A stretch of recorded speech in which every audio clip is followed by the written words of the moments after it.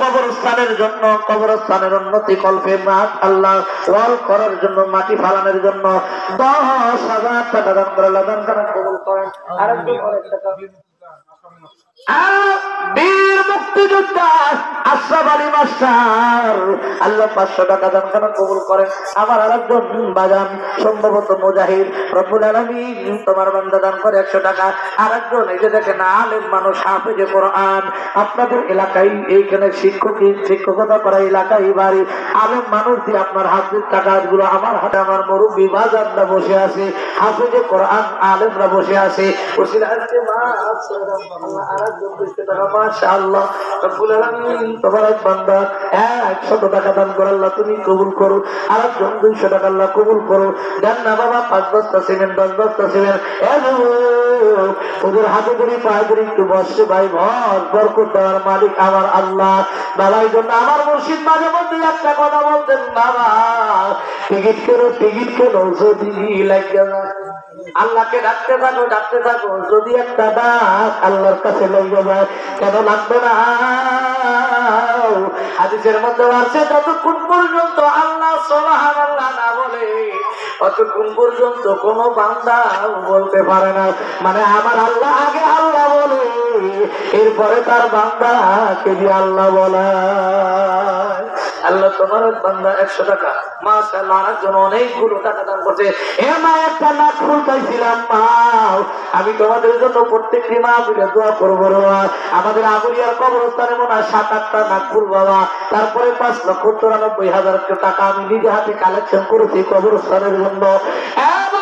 আজকে ওই কবরস্থানের মাহফিল, ও মা কোন মায়ের যেন আদরের বেটা নাই, কোন মায়ের যেন আদরের বেটি নাই, কোন মায়ের যেন আদরের স্বামীটা কবরে চলে গেছে। অমালি আজকের মাহফিল 100% কবুল। আলেম কান্ত জুলজুল করে চোখগুলো মুছতো। এ ভাই আমার মুরব্বী বাজান দাও কান্ত আল্লাহর জন্য অনেকগুলো টাকা আল্লাহ বরকত কবুল করো, আল্লাহ মানে বরকত দাও, তামাম জিন্দেগির গুনাহগুলো মাফ করে। একটু তাড়াতাড়ি আসবেন ভাই, 10টা কিন্তু বেজে গেছে বাবা, ক্ষুধাও লাগছে, একটু তাড়াতাড়ি আসেন আর বকিলতা করবেন না, প্রধান বক্তা কিন্তু চলে আসবে। তোমার বান্দারা আমি আপনাদের কাছে আরো 5-10 মিনিট সময় নিব, শুধু কবরস্থানের জন্য দিবেন না। টাকা দরকার আছে না নাই? বলেন আশা নাই। আমাকে টার্গেট দিয়ে দিয়েছেন, তারপরে ওই সময়ের মধ্যে আমি শেষ করবো ইনশাআল্লাহ। আল্লাহ না আল্লাহ এই ডাকের জন্য ইব্রাহিম আলাইহিস সালাতু ওয়াস সালাম তার জান্নাত বিক্রি করে দিয়েছে। আব্দুল মতিন নাম আল্লাহ করছে মায়ের বেটার কাম, বাপের বেটার কাম, পকেট থেকে বাই করছে টাকা, ইমান করে না ফাঁকা জান্নাতে করে দিও দেখা। জান্নাতে দেখা হওয়ার ইচ্ছা আছে না নাই? জোরে বলেন আছে না নাই?